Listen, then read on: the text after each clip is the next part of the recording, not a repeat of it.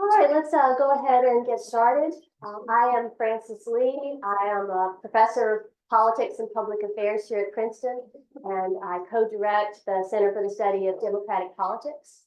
I am pleased to welcome you to this installment of the Dean's Leadership Lecture Series and what I'm sure will be a fascinating conversation. Princeton's own F. Scott Fitzgerald may have written, "There are no second acts in American lives." But our guest today is writing one of the more interesting second acts in American politics.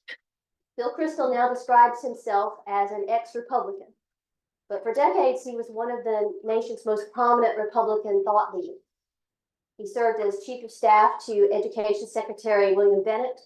He also served as Chief of Staff to Vice President Dan Quayle. He wrote an influential strategy memo in the 1990s urging congressional Republicans not to seek compromise on healthcare reform in the Clinton years. In 1995, he was a founder of several Republican advocacy groups and of the Weekly Standard, which he edited for 2 decades. It was an important conservative magazine that my mother subscribed to for many years. After 9/11, Kristol was one of the leading neoconservative voices laying out a vision for American foreign policy and advocating for military action against Saddam Hussein in Iraq. And until very recently, he was anything but an ex-Republican. Ironically, Fitzgerald's famous line about second acts comes from The Last Tycoon. And it's a tycoon of sorts, Donald Trump, who forced this second act for Bill Kristol. One could easily imagine an alternative reality in which the Weekly Standard today is staunchly defending the foreign policy of a second-term Marco Rubio or Ted Cruz administration, but that was not to be. Today, Kristol is one of the most prominent never-Trump Republicans. He helped found the Bulwark, the leading never-Trump site. Bill, thank you for joining us for this discussion today. I hope that today we might discuss 3 topics. First, how you became an ex-Republican, what you see as the dangers of a second Trump presidency and the ways Trump differs from previous presidents, Republican and Democrat alike, and then what you envision for the Republican Party going forward. So let's begin with your own political journey, how you wound up as an ex-Republican. Did it happen immediately upon Trump's nomination or later? Like, how did that develop? Well, it's great to be here, and thank you for having me, and thank you, Princeton, for having me. Very Princeton to come here and get an F. Scott Fitzgerald, very clever, famous Princeton grad. Is he actually grad? I don't know. Is he one of those guys who dropped out, like Zuckerberg or something? I don't know, so thank you for that. Very pleased your mother subscribed to the Weekly Standard. No wonder you turned out to be such a fine political scientist too. So that's good. How did I become an ex-Republican? Yeah, well, there's really one person to thank for that. That's Donald Trump. So I guess to the degree that it's led me to rethink some other things I thought, and to see some virtues and liberalism and then the Democratic Party that I had been slightly unwilling to see earlier. I would say, oh, Trump, that a death for that in a way. But no, it was pretty. I was always a little, I would say, a little heterodox. You know, I was a McCain Republican. I supported McCain in 2000 against Bush. The Bush White House actually seems like kind of given they won, you think they wouldn't care, right? And I ended up being on board with them on most policies, except turns out politicians are very thin-skinned if you support their opponents against them. So I had a slightly rocky relationship with them as a result of that. I think I'd never been total partisan.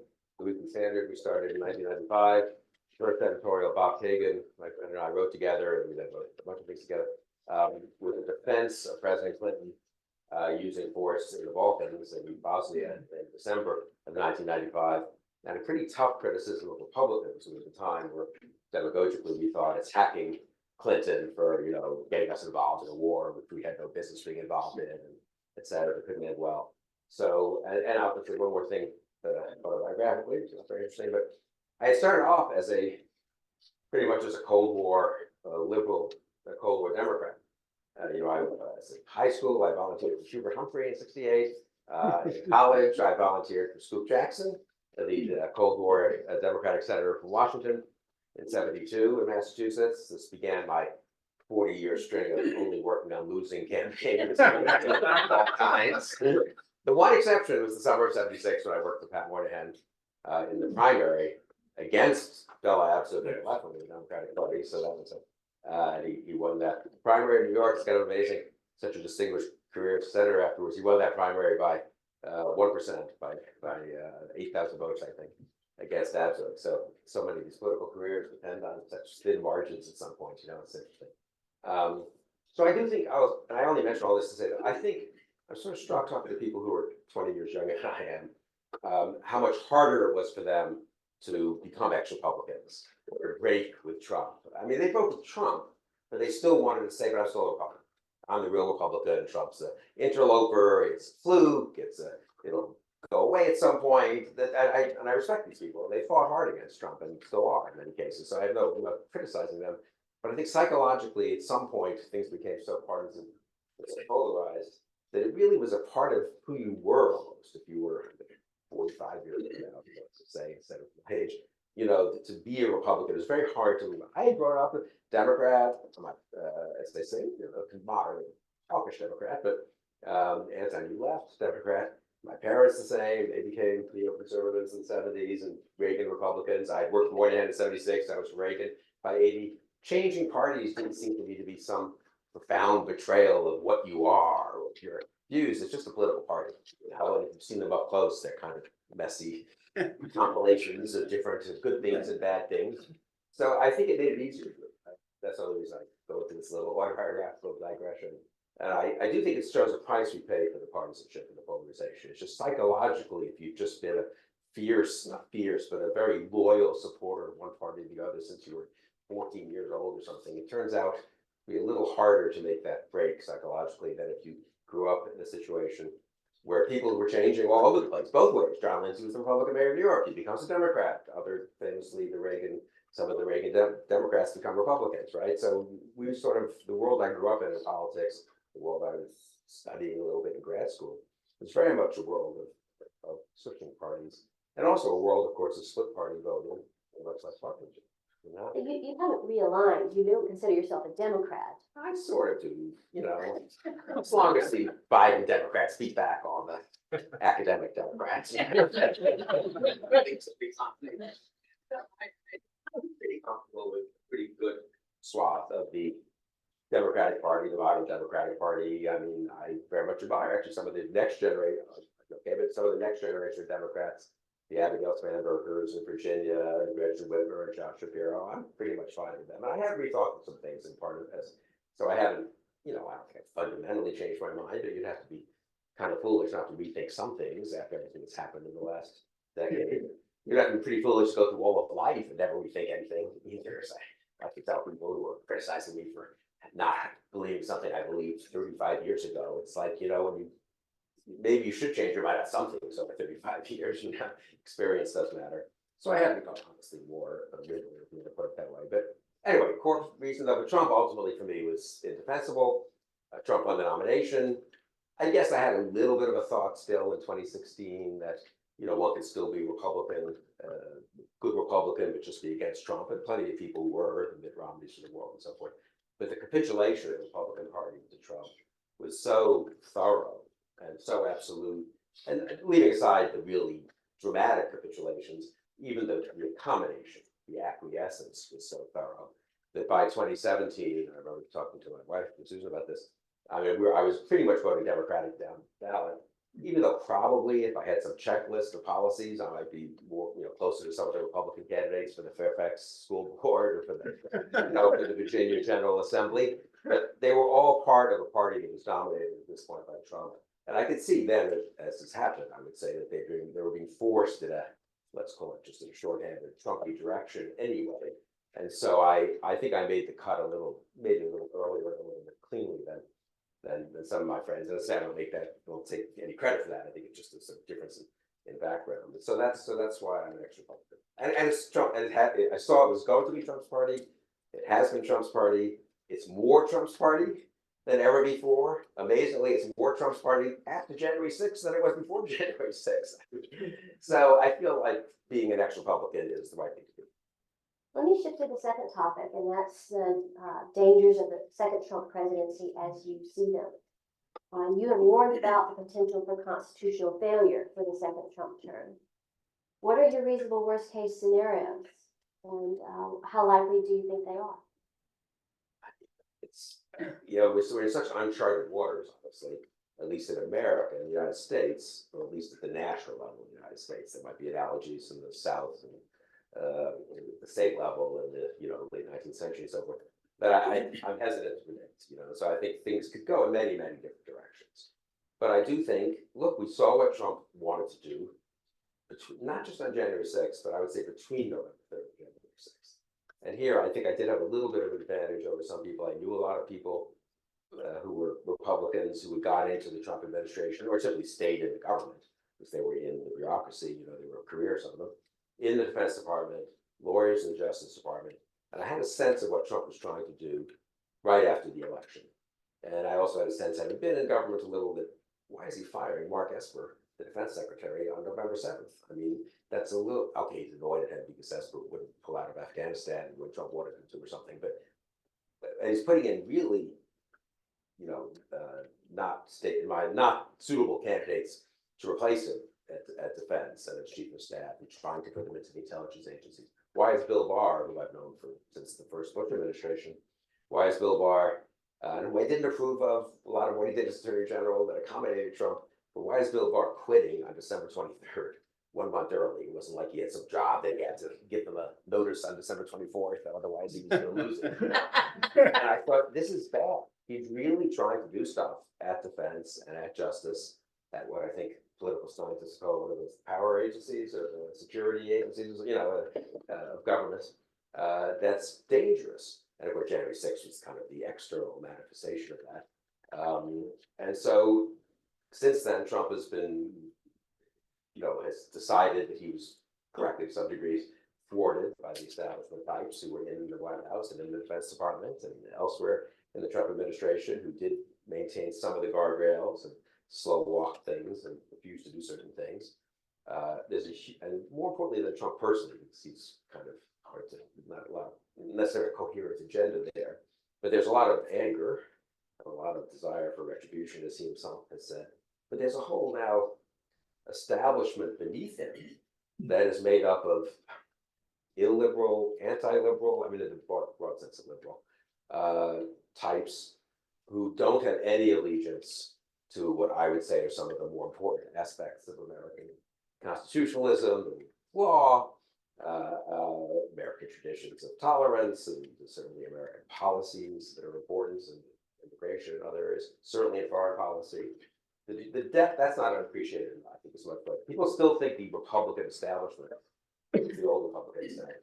The old Republican establishment, there are parts of it, and I'm friends with them, and they're trying their best. But the new Republican establishment is a big establishment.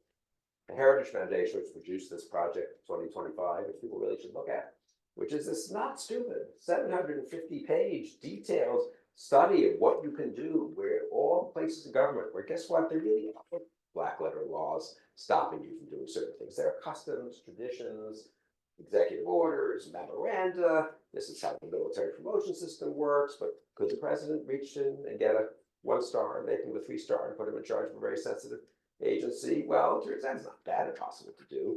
And they've thought a lot about how to do it. They've thought about what regulations would have to be changed to make that happen.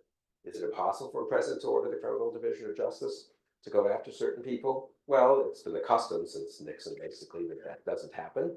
That custom is embodied in various memoranda, but it's not actual black letter law mostly. And even if it were, Trump doesn't really respect that. And the Republicans if Republicans have one or both houses of Congress, they won't necessarily enforce it against them, as we saw in the first term. So I think the degree of authoritarian danger, let's just call it, in a second Trump term is a little underestimated. People overdo what kind of how much of a clown he can be and inconsistent and just popping off. And they underappreciate, I think, the degree to which he has an infrastructure underneath him that really wants to accomplish certain things. And he's internalized that by now too. Whatever it started out as this kind of New York real estate dealer, let's work transactional guy, he's gone beyond that now, I think, to a real hatred of a lot of the American liberal, sense of liberal traditions. And finally, I would say in foreign policy particularly, Well, I think he did that. I think he always had more of a belief in the America First stuff and possibility to our allies and going it alone and so forth. When he resuscitated the term America First in 2016, I guess it was, during the campaign, I thought, well, he doesn't know what it is, I suppose. And someone told him to use it. This is crazy. This is a pretty discredited movement. You know, why do you want to associate yourself with a group that got together? The American First Committee was founded, factoid, I discovered at some point when I was looking into this. I kind of always assumed, you know, what the American First was, right? I mean, the anti-intervention group in World War II. I always assumed it was like founded in the mid-30s or something, late 30s. And it was good-hearted isolationists who didn't want to go through World War I again and whatever. They were misled, but, you know, they sort of were, even in September 1940. It was founded after the invasion of France. It was founded in the middle of the Blitz and the Battle of Britain. And it was not a nice organization, you know. And there were some decent people in it who just thought we should stay out of European wars, but there were a lot of people who were basically sympathetic to the fascists and the anti-democratic forces in Europe. And he took that term, and many people called him on it, and he kept it, and he's doubled down on it. And I think he does. That's deep in him. The admiration for dictators, the dislike of the liberal democracies in Europe and elsewhere. And I think that and he said it by now, and we've seen the stuff with Putin, obviously. And I think if you think, as I do, that all things considered, the post-1945 liberal global order, which the U.S. is a keystone, it's been a good thing for the world, kind of better than the first half of the 20th century, you know. If you think that's important, I think Trump really poses a danger to it in a way he didn't in 2017, when he didn't quite know what he was doing, when Jim Mattis was there and H.R. McMaster were there, even John Bolton, you might think he's a little unilateralist, and he's not quite like, you know, Madeleine Albright or something, but he's not committed to like doing away with NATO, you know. So I think that that's important. That's important to worry about. Let me push on some continuities, some ways in which Trump really isn't a break from history. Let's start with rhetoric. You know, populist rhetoric and positioning has long been a part of the way Republican politicians relate to voters. Although, you know, Trump is sui generis in many ways, I am struck by listening to him how often he sounds like he's channeling earlier Republicans, going back to Richard Nixon and Spiro Agnew, if not Charles Limbaugh and America First. I mean, he routinely refers to the silent majority. So how do you see Trump's place in the longer-term history of Republican Party rhetoric? Is he something entirely new, or is he a continuation of past trends? I think a continuation and a exacerbation of some past trends, and not just Republican Party, after all. It's just in American history, there have been a lot of populist movements.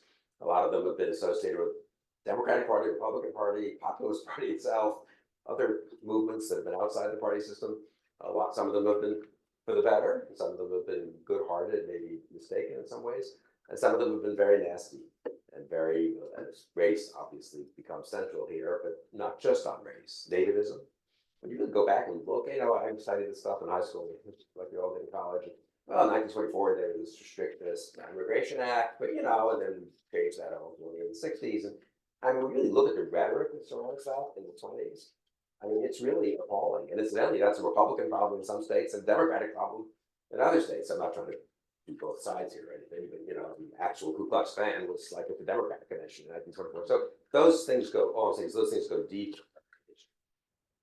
In the more modern era, yes, I would say these kinds of issues more Republican. So Nixon would be good. Yeah, Nixon was, you know, the Southern strategy, which was political, certain amount of silent majority rhetoric, some of which was, I'd say, harmless, and some of it was, you know, was a little incendiary, or what if carried to its extreme would be dangerous, but rarely was carried to its extreme. And Nixon famously, in fact, you know, presided over the desegregation of a lot of Southern schools, didn't really force the Justice Department to go in the direction he knew what he was doing. The Republicans for a long time played a certain amount of a certain kind of a game where some of the rhetoric was more populist, silent majority-ish, racially tinged, I would say, et cetera. But most of them didn't go there. And to be fair, I think even the more recent Republican nominees didn't even the rhetoric wasn't even offensive. I mean, George W. Bush, what a week after 9/11 says, Islam is a religion of peace and goes to a mosque. John McCain was not interested in that rhetoric. The one thing he did with the Confederate flag in South Carolina, he regretted. Otherwise, he was very, in the 2008 campaign, he defended Barack Obama on stage against someone in his own town hall who wanted to denounce Romney, Ryan. You could say there were problems with them as a ticket, but they weren't into any of that stuff. So I think it's, there were elements there, and maybe they should have been fought harder, and they all came up, and Trump was able to bring them all up, many of them up, and bring them up in a very effective way politically, which also was very bad. I mean, he was helped by the fact that he wasn't Pat Buchanan, he wasn't George Wallace, he wasn't the Southern governor who was deeply embedded in the segregationist world. He wasn't a right-wing sort of intellectual who was interested in defending various Franco and worse stuff in the past. He was a New York real estate guy who was a kind of a huckster and a very transactional, somewhat corrupt business guy. And you could, in a weird way, that made it easier for him to make those policies more powerful. And this is why he's such an effective demagogue. I don't know if people study this, and I'm like not up on all the literature on it, but the degree to which he is a very clever demagogue, is underrated, because a lot of I just think he's a clever demagogue. He took a lot of things that were out there in America, a lot of things that have been generated by talk radio, to take more recent examples, but not that much by politicians. I mean, that's, of course, it's one, look, you can survive as a political system, you can survive as a political party, sort of, with some pretty irresponsible people on talk radio, some pretty crackpot backbench members of Congress, some, stupid explosions occasionally on some symbolic issue.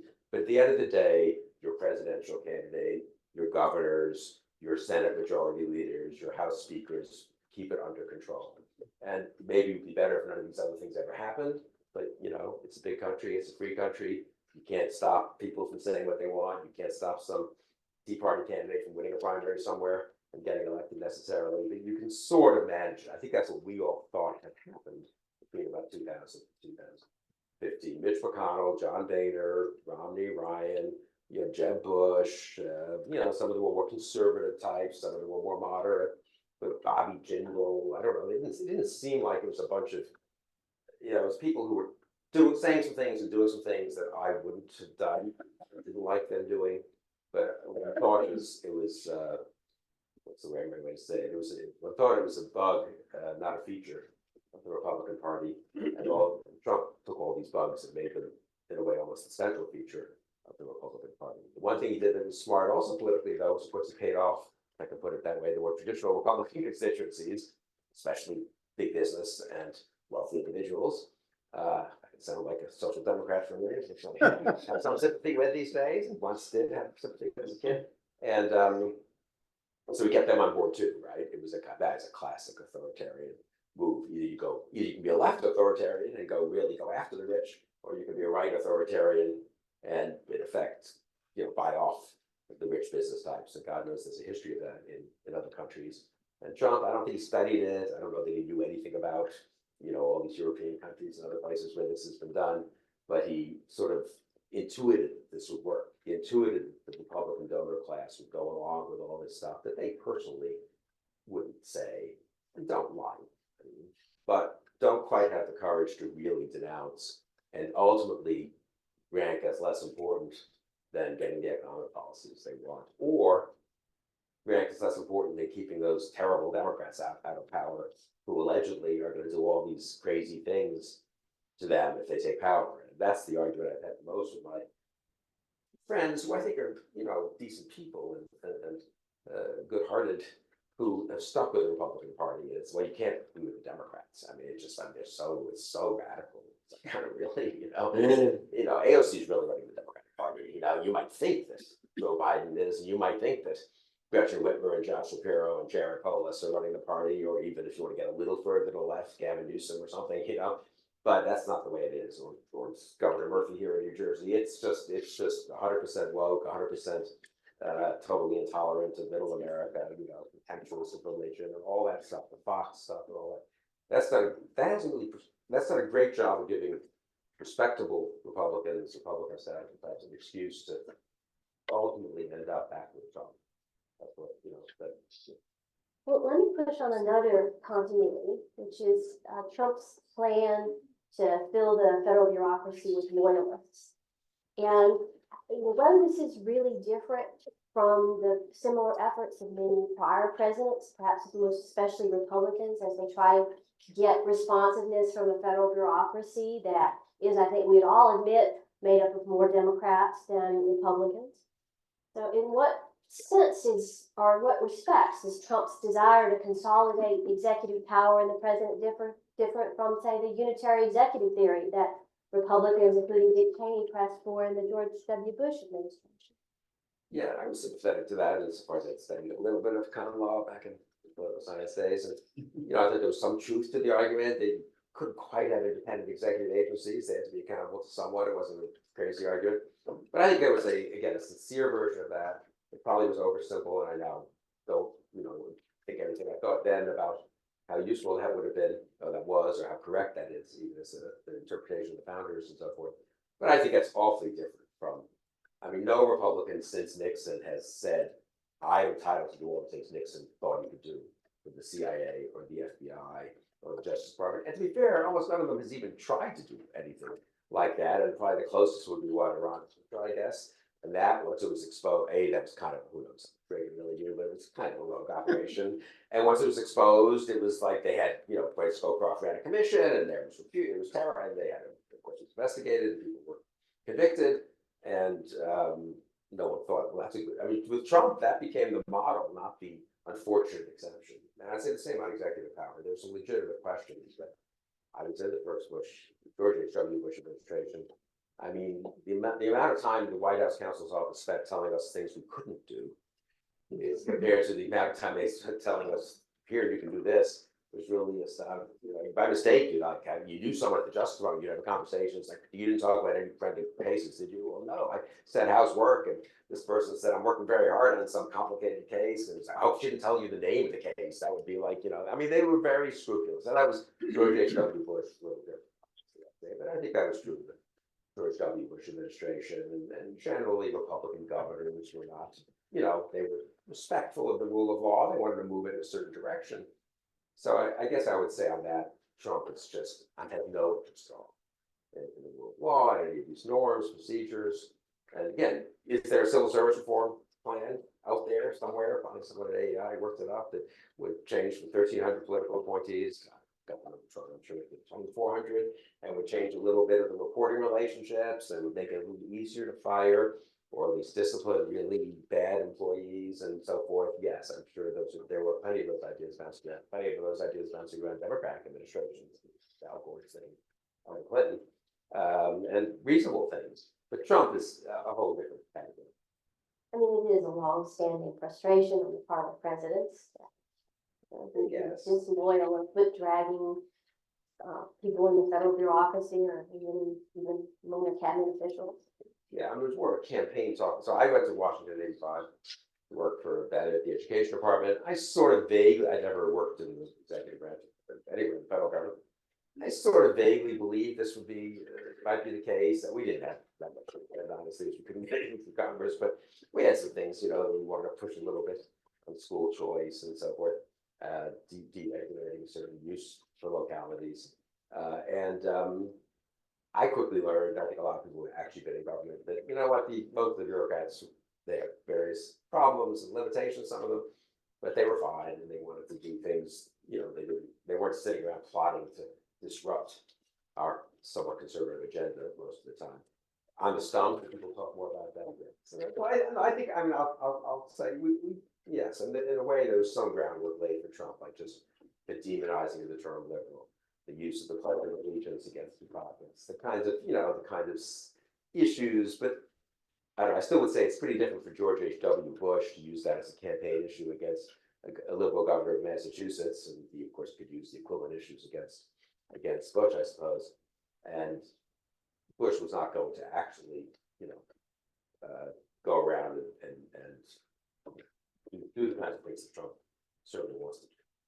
Let me shift to what I see as the signal break from the past in the Trump presidency, which was the refusal to recognize the outcome of the 2020 elections. And then, of course, January 6th, that really stands out. The big lie. Machiavelli says in the discourses that the people don't corrupt themselves, but how do we wind up? So how did we wind up here? Did Republicans before Trump share in the blame at all for the party faithful's willingness to believe Trump's big lie about the 2020 elections? Did Republicans, elected officials before Trump, participate in undercutting faith in elections? You know, it's like crazy. I'm very interested in January 6th and the big lie. I don't know. I don't really feel like the Republicans, it was not a big staple of the Romney-Ryan campaign or the McCain campaign or the George W. Bush campaign that you can't trust elections. Now, Bush-Gore was a very unique situation, and they both fought very hard for that tiny margin of votes in Florida. But they did it, I mean, to be fair, under, so to speak, court supervision, and they were looking at each ballot, and it was a little crazy and whatever, and maybe the Republicans were smarter about the politics and the Gore-Lieberman ticket and all that, but there was never a sense that elections had been systematically stolen. Well, there was the voter ID movement. Well, that's true, so that's true. We have, I'll just say on that though, we have voter ID in Virginia that was passed by, Republican governors, I guess, kept by Democratic governors. And you don't have to have a driver's license, you can get on forms of ID. We have very high participation in Virginia. It's not, I believe Virginia at least disproportionately hurt minorities particularly. So some of that was actually, I think, good faith. Some of it was an attempt to suppress the votes or lessen the likelihood to vote of voters who would be Democrats. I agree with that, but it wasn't. Okay, so it was motivated by partisan politics, though. It wasn't. And there's some tradition of that. There's been gerrymandering by both sides. There's Democratic governors who've had a surprising absence of making it a little hard to vote in some of these Republican areas. I agree there's a little more of that on the Republican side, probably because it's so race inflected probably, and cities are easier to kind of go after that way than, I guess, rural voters. But I would say that's still different for me. Jimmying, I mean, getting a state legislature to pass still constitutional election rules that, maybe do help your constituents a little more than the other constituents. That's a little more traditional American interest group politics. It should be limited. It's not praiseworthy, perhaps, than actually claiming that there are massive conspiracies going on and votes are being stolen in the millions and everyone is lying to you and all election workers are, half the election workers are corrupt Democrats and stuff. I don't really remember Republican governors, I don't know, attacking nonpartisan election workers. I think everyone sort of liked them. It was like, yes, thank you for working, coming volunteering to work here on election day. So I would still distinguish the Trump mode of attacking the elections from the more normal Democratic jockeying. Should there be about what kind of ID you need, what kind of residency requirements, and so forth. The same question arises with respect to the undercutting of trust in media institutions. Strikes me that Republican voters have been told for decades that they can't trust the mainstream media, what Sarah Palin called the lamestream media, that the news media is biased against conservatives, that it's not neutral or truth-seeking, that it has a political agenda. Is the collapse in trust in media in part of the reason why negative coverage of Trump has so little impact on Republican voters? Yeah, I don't think so. They're not really watching or reading those media in the first place anyway. I would say the dispersal of media and social media and the internet and all had a huge effect. I think this has had some effect over the years. I mean, it began literally in 1970, right, with Agnew. So if it's had an effect, it sort of took a long time to have that effect, And there were problems in the media. Incidentally, this is kind of a lefty theme, which I'm somewhat sympathetic to. I mean, the media told us Vietnam was fine for about the first 3 years of the war. The media did not uncover various scandals as they should have. The media is more sympathetic, probably, to be honest, to rich Wall Street types with whom they go to cocktail parties in New York than they should be. They neglected. The Occupy Wall Street people were totally crazy in saying this. what about howling out of media was kind of pro free trade deal with most favored nation status for China. Regardless, so I policy enough, but I'm saying the media has a certain kind of neoliberal these days perspective, probably just because of who they are, and their education level and stuff. So Again, I don't think it was crazy to say, don't just trust the media, don't trust the media, simply. I don't think that's quite the same as Trump calling them enemies of the people. And that really, for me, I mean, I was so struck in 2017. Trump just kept saying these things that were so far beyond, his enemy, his opponents in Congress are traitors. The media are the enemies of the people, all that sort of stuff. The stuff back in the 80s and 90s was so tame compared to that. Now, did it maybe in some way later try to get for it?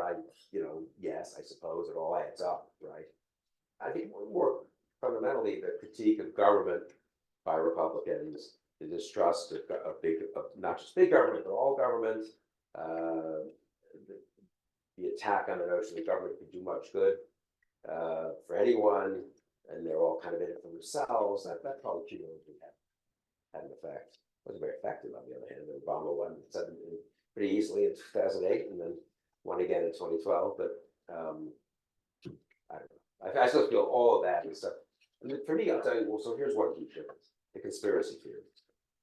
There's a big difference between making arguments about the media is biased here, this policy is bad there, these people made schools, there is some voter questions about voting here, so we should have voter ID. That's one thing. The kind of conspiracy theorizing, which is really characterized the Trump years, is very dangerous. And many historians have written about this, Richard Hofstadter et al. Once you get to the level of paranoid conspiracy theories, you can't disprove them, right? Because that just proves it's even more of a conspiracy than you thought. They covered it up, And I mean, that's where we are now. And then you really are in post-truth politics in a way that I don't believe that Nixon even, or, Reagan, they told stories, exaggerated things, And I mean, Democrats, of course, told stories too. Joe Biden famously, and I was supposed to say this now that people like me are supposed to be pro-Biden, but of course, his whole presidential campaign blew up in 1987 because he claimed to, had certain credentials he didn't have from law school. I think he was like recreating Neil Kinnock's, speech and all that. So politicians have traditionally done a certain amount of fuzziness about their own backgrounds and their own policies, and they overclaim taking credit for things. They claim that all their policies are wonderful and all the other guys' policies are horrible. But that's at a totally different level, I think, from the conspiracy theorizing, which is really dangerous. And once that gets going, how do you even stop it? How do you get that toothpaste back in the tube? I mean, and then it just, and once this is a social media problem, it's an algorithm problem, right? But I mean, once it becomes as dominant as it seems to become, and once no one pays a price for it, it's terrible. And this is where I do hope the Republican elites really, they've been utterly unwilling to draw any lines. They're utterly unwilling. They want, I mean, I've had this argument with these people, all the Republicans in Washington, the business lobbyists, the trade association, the Chamber of Commerce. We want a Republican House. Well, okay, I understand Republican House Republican policies are all going to be friendly to business and House Democratic policies. But you're supporting all the House Republicans? You're not drawing any lines. Matt Gaetz is fine. Gosar is fine. Marjorie Taylor Greene is fine. The ones who hang around with anti-Semites are fine. The ones who are totally willing to pander to every crazy QAnon sort of thing, and they're fine, yes, because it's the majority. We need to have the majority. So the degree of tribalism there, it's one thing for the Republican National Committee to be tribal. It's like the Republican National Committee, even there. I'm old enough to remember when I was in the first George H.W. Bush White House. We did not support the Republican candidate for governor of Louisiana, David Duke, because Bush said we will not support David Duke, period. And Governor Edwards, not with you, but Edward Edwards, who was a kind of corrupt, if we can be honest, governor of Louisiana. He was better, what was it, vote for the crook, not for the Nazi or something? I can't remember what our slogan was at that point.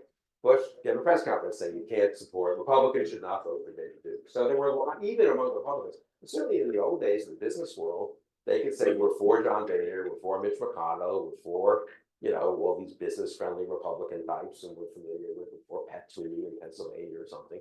But this is a bridge too far. The polarization of partisanship has really done damage. And the unwillingness of the elites to stand up and say, well, no, I can't go with it. All right, let me shift to my third question, which is the future of the Republican Party. So first, let's sort of diagnose the problem. How did Trump take over the Republican Party so thoroughly? What's your theory of how that happened as we look to a path out? He won the nomination slightly flukishly, but I mean, he was a good candidate. He took advantage of the migration crisis. and immigration concerns, and played various race and ethnic cards that other candidates wouldn't play, honestly, and won in a splintered field with the plurality of the vote, gets the nomination, then wins the presidency. It's an interesting thought experiment. What if Trump wins the nomination and loses by, I mean, he almost did lose, right? So Hillary Clinton gets 1% more of the vote in 2 or 3 key states and she's president. I don't know what happens. Maybe it's sort of like, ooh, that was kind of wacky, nominating Trump, and you go back to something more like the previous Republican Party, with probably some Trumpy elements added in. But I'm not convinced that necessarily it becomes all Trumpy all the time. What if Trump wins and McConnell and Ryan and many senior Republicans say, look, and they say publicly, we could work with President Trump, but we have independent responsibility as elected officials to also use our own best judgment. Legislation we're starting on the Hill, that we hope President Trump support, very much establishing the independence of the House and Senate Republicans. Government could have done this too. Trump might have gone after them, maybe he would have primaried some of them, maybe it would have worked, maybe it wouldn't have, but we don't know. Because they all capitulated so quickly. Now, there's a tradition of following your own president, and obviously Democrats voted en masse for some of President Obama's legislation, and Nancy Pelosi got them to do that, and they had their own doubts about it, certainly.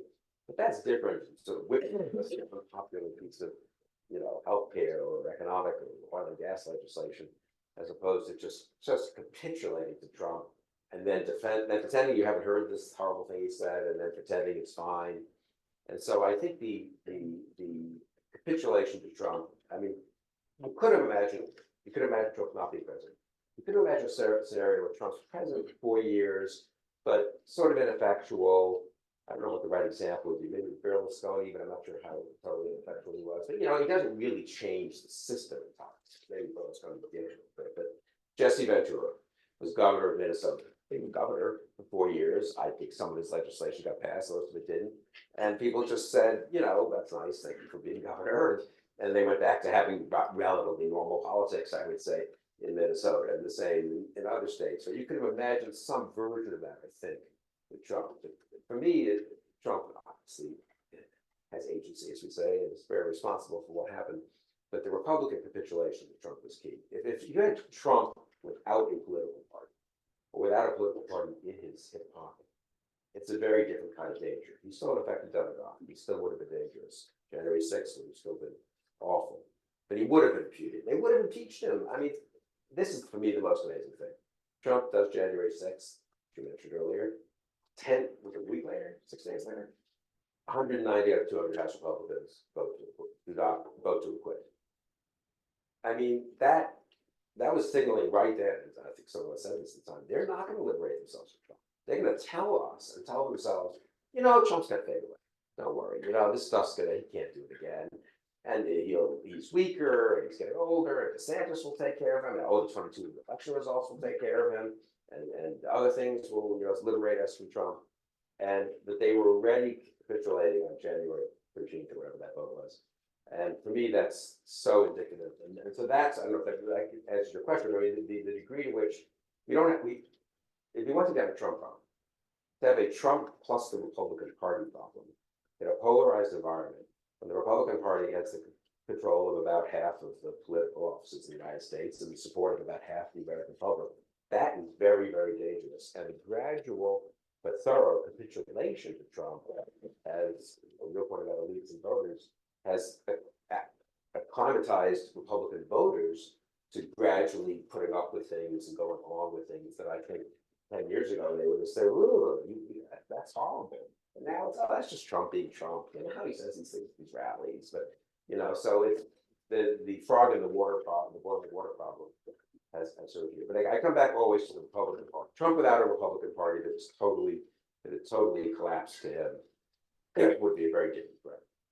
Well, there's a question of why they capitulated to the degrees they did. Were they afraid of Trump, or is it a miscalculation where they thought he was on his way out and they didn't need to act? I mean, the critical decision was not to convict on the second Trump impeachment, which would have solved, from the vantage point of the Republican Party, the issue of who would be leader going forward. Trump wouldn't have been eligible to run. Yeah, but I think it's hard. I mean, defending McConnell, I was very strongly for conviction, and we tried pretty hard to push for it. But once the House Republicans were 190-10 against even indicting, against impeaching, little hard to ask Senate Republicans to go wildly in the other direction and actually convict. I mean, it made it much easier for Trump and his people to say, it's out of the question. This is just a Democratic impeachment. There were 10 renegades. We're going to defeat them all in primaries anyway. And so, and half of them were rhinos and so forth. And Liz Cheney, whatever, hates us for whatever reason. And so I think I still would blame the House, but I agree, the Senate Republicans could have done this country a lot of good in February of 2021. I mean, look, there was some fear of a primary that has to do with in the House, not the Senate so much, but that has to do with the way the primaries work and the primary system and all kinds of other things that have happened in American politics. There was some wishfulness that the problem would take care of itself. There was some wildly excessive confidence that it could contain Trump, as they sort of had done in some areas in the first term, even though it's pretty evident by the last year, the first term, they weren't containing him much at all. And I would say this is the underside of it that people don't like to talk about. It turned out that some number of Republican voters and some number of Republican elected officials kind of liked what Trump was doing. And they liked particularly the nasty parts. They liked the bullying. They liked someone finally telling the truth about all these minority groups that have been getting away with murder for 40 years. And they finally someone who's really like Trump is and not being to that. It turned out to be more of a market in America, and this is more of a cultural and social problem maybe, but it's exacerbated by politics. More of a market for bullying, for intolerance, for hostility, I guess you'd say, to your fellow Americans, and with a very effective demagogue stoking every grievance and increasing every anxiety and creating conspiracy theories. That stuff can really take off. So it's a bit of a chicken and egg thing. I mean, there has to be some of that out there in the first place, but then once it gets stoked, there's more of it. And then other politicians see, hey, I got a chance to beat this other more respectable person in a Republican primary. I'm just going to be like Trump. If I can get Trump's personal endorsement, I'm going to win. And so the party has now been transformed. It is now Trump's party, not just in the sense that they're not even they're timid. They want to be this. They think this is the path forward. This is the path to success. And this is where liberals were a little wrong, and we were sometimes a little wrong. Liberals said this. I did argue with them about. This is a disaster. Trump's crazy. They can't win with this message. And you know what? He won the presidency, the only Republican to win since 2004. They held Congress. They lost the House in 2018. They held the Senate. They picked up House seats in 2020 when Trump was on the ballot. It was supposed to doom all these House Republicans who were Trumpy. Some of the Trumpiest House Republicans lost in 2022, not House, but governor candidates. So it does turn out to be, if you're an extremist and you don't have Trump's skill, the public will still punish you for that in Pennsylvania, in Michigan, and in some other states. In other states, incidentally, it won't punish you at all. You could be a totally corrupt attorney general in Texas. I mean, with like 9,000 different both personal scandals, legal scandals, financial scandals, Trumpy type statements. And it turns out the polarization is so deep, I guess, that you win. So in any case, I mean, there was unfortunately more of a market for Trumpism. It's a supply problem and a demand problem. And there was a big, but again, the market, that itself existed sort of, and then it was stirred up, and then it exists more, right? And that's it. And this is why I think people don't understand. This is one reason I'm so scared of Trump. There's more of a Trump MAGA establishment than people. And it's not all 70-year-old people. It's not all people at Trump's age. In fact, it's not. The Trump Republicans are younger than the establishment. The Republican Party in the House is much younger than the Democratic Party in the House. The average age, I think Senate by now, maybe, except for McConnell, is actually similar too, right? It's not like the Trumpiest Republicans are not holdovers who are going to die off. This was a bit of a liberal kind of wish casting too, That demography is going to take care of it. Not demography, that's the right term for that. People dying, the mortality tables are going to take care of this. And then it turns out, guess what? If you're a young politician and you see that you can make it as a Trumpy young politician, you'll become a Trumpy young politician. Ambition will kick in. And people in Washington were saying, oh, you shouldn't say that. You shouldn't go there. At least Stefanik, you were a moderate Republican. You worked in the Bush White House. You worked for Paul Ryan in 2012. You're a thoughtful Harvard graduate, very interested in foreign policy. You can't just flip in 2018. You're going to look ridiculous. People are not going to take you seriously. Now she's the number 3 Republican in the House. So how does the Republican Party come back from this? What is the pathway then from its current predicament? I mean, this is why it's not so easy to come back and worry. We have a medium-term problem, maybe a long-term problem in this. It's too embedded, the Trumpism, the attitudes, the rhetoric, the people, the money, the institutions. Trump could go away tomorrow. A lot of that stuff wouldn't change. Well, here's the thought experiment. If Trump went away tomorrow, who would be the Republican? It wouldn't be Nikki Haley. Sure wouldn't be Liz Cheney. It wouldn't be Chris Christie. It wouldn't be Mitt Romney Jr. or whoever that would be. It would be, and it might be someone even more kind of fervent than Trump, right? I think ultimately it still depends on Trump. He's a very effective demagogue. He's the one who made it happen. I think it would fracture some. So I think the only way the party comes back is Trump loses, things fracture, people step up. But I'm not, personally, I'm more optimistic about a sort of moderate Democratic future the next 5-10 years than a moderate Republican future. And I'm worried that this is a bad situation. This is where I don't want to conceal anybody. Having one of your 2 major parties not be committed to fundamental norms of liberal democracy and fundamental features of the rule of law, and from my point of view, fundamental features of the international global order. I mean, one of your 2 major parties not committed to any of that is bad. It's not like having 1 or 6 parties that gets 20% of the vote. That's not great, incidentally, and that can get out of control. And you have your Marine Le Pen problem in France, but usually the system kind of handles that. You have 2 parties, and one of them is now pretty permeated with Trumpism. We've got a real problem, not just for Republicans, but a problem for the country. We can use the last few minutes that we have left in our hour to ask you how you see America's role in the world going forward out of this moment. During the George W. Bush years, you sketched out a vision for the country of national greatness, conservatism. It was in many ways a big government conservatism, and that you envisioned a central role for American leadership in the world. So what's left of that in the post-Trump Republican Party? Now, Trump says he wants to make America great again, but his view of American greatness doesn't have much in common with yours. This is my reading. So, is the Republican Party a pro-Russia party now? All right, so the good news is, I would say, on that issue more than most, there's been some resistance to Trump. Nikki Haley found, I'm told this by people close to her, as she campaigned against Trump, obviously, early on, she had the idea that she had to be a traditional, and she is a traditional conservative Republican, and the right line to use against Trump was he's not a real conservative. That's gotten, and people have been saying that for 8 years, and it's true, but it's a little hard to sell at some point. If everyone who says he's conservative in America is for Trump, it's sort of hard to say, well, that's not the real conservatism. The real conservatism is something I read in a book, 50 years ago, or someone I admired 20 years ago. I mean, it's not intellectually foolish to say that. It's just politically very hard to sustain that. So, but I think what Nikki Haley found on the stump is the issue that she could get her chunk of the Republican Party worked up about. Now that's 25%, 30%, but it's not nothing, was foreign policy. And she didn't expect, she had foreign policy credentials, of course, as U.S. ambassador to the UN. But I think the conventional advice she got, which is we've all heard many times if you're in politics, they don't care about foreign policy. Talk about domestic policy, talk about the budget deficit. That's a good issue for Republicans. Trump increased it. It's kind of the way you can attack Trump and Biden at the same time. It turned out Ukraine, Putin, and NATO was Nikki's best applause line. I think some of the studies, surveys even show that is the biggest wedge into among Republicans who kind of wanted to fall to Trump.